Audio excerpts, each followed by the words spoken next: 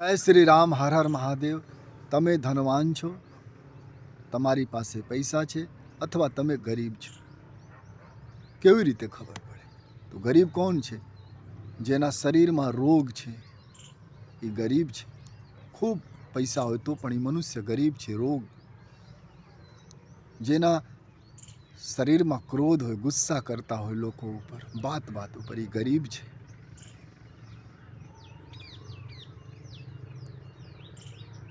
કોઈ દુખિયારા માણસને લૂંટી લેતા હોય એ મનુષ્ય ગરીબ છે. ગરીબ હોય તો લૂંટતા હોય ને. ધનવાન માણસ થોડી લૂંટે, પૈસાદાર થોડી લૂંટે, એ ગરીબ હોય. પુત્ર પુત્રી આજ્ઞાકારી ન હોય એ મનુષ્ય ગરીબ હોય. માતા પિતાની સેવા ન કરતા હોય એ મનુષ્ય ગરીબ હોય. ગુરુની સેવા ન કરતા હોય એ મનુષ્ય ગરીબ હોય.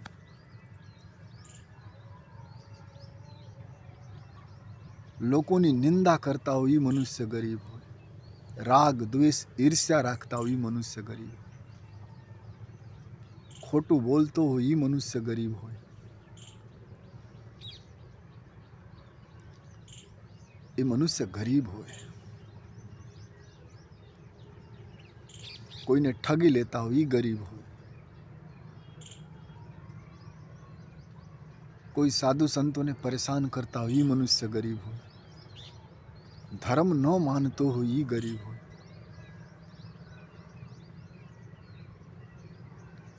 સમાજ જેની નિંદા કરતા હોય એ ગરીબ હોય. હર કામમાં વિઘ્ન ઉત્પન્ન કરતા હોય એ ગરીબ હોય. કોઈ સમાજમાં સરસ કામ થતો હોય એનો વિરોધ કરતા હોય એ ગરીબ હોય. કોઈ ધાર્મિક જગ્યા ઉપર જાવીને ખોટા કરતા હોય એ ગરીબ હોય.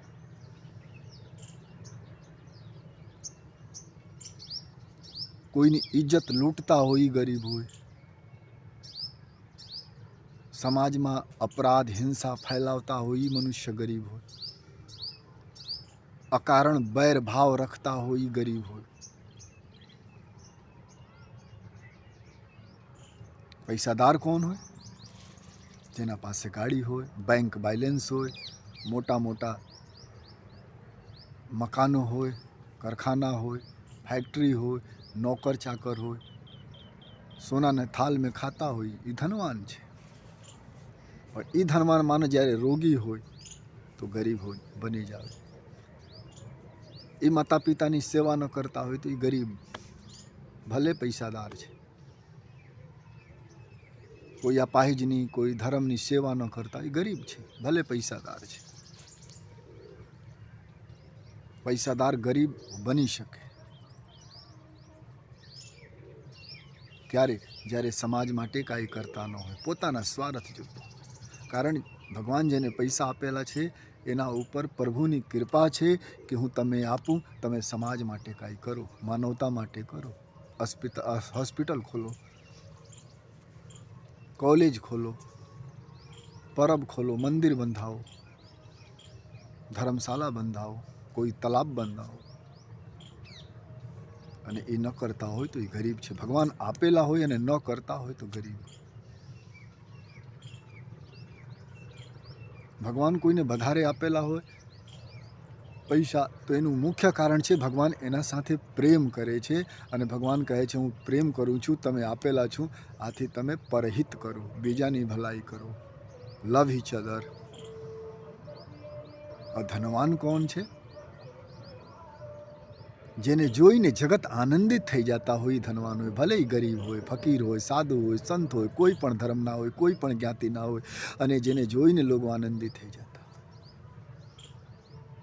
જે જગત માટે પ્રાર્થના કરતા હોય. દુનિયામાં કોઈ ધરતીકંપ થાય, કોઈ વાવાઝોડા હોય, કોઈ લડાઈ ઝઘડા હોય તો પ્રાર્થના કરતા હોય, યુદ્ધ શાંત થાય, લોકો શાંતિની જિંદગી જીવે, એ ધનવાન છે. જેના પાસે અડધો રોટલા હોય એમાંથી અડધો ટુકડામાં ટુકડા કરીને ખવડાવી દેતા હોય, એ ધનવાન છે. જે કોઈ કાર્યક્રમ હોય ધાર્મિક સામાજિક, એમાં તનથી મનથી વાણી, પૈસા ન હોય તો તનથી, તન ન હોય તો મનથી, એ ધનવાન છે.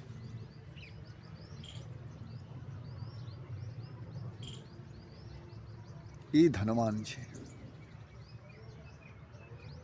અને એ કદાચ રોગી પણ હોય ને, શરીર કામ ન કરતા હોય, હાલી ચાલી પ્રાર્થના કરતા હોય તો એ ધનવાન છે.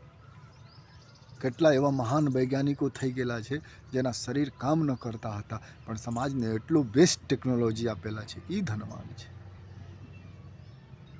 જે કરોડો રૂપિયાની નોકરી છોડીને વિદેશમાં નથી જતો અને ભારતમાં રિસર્ચ કરતા એવા વૈજ્ઞાનિકો એપીજે અબ્દુલ કલામ જેવા, એ ધનવાન છે. ભલે ન હોય, ન મને તો ફેસલા કરવાનું છે. તમે ધનવાન છો કે તમારી પાસે પૈસા છે, અથવા તમે ગરીબ છો. જય શ્રી રામ. હર હર મહાદેવ.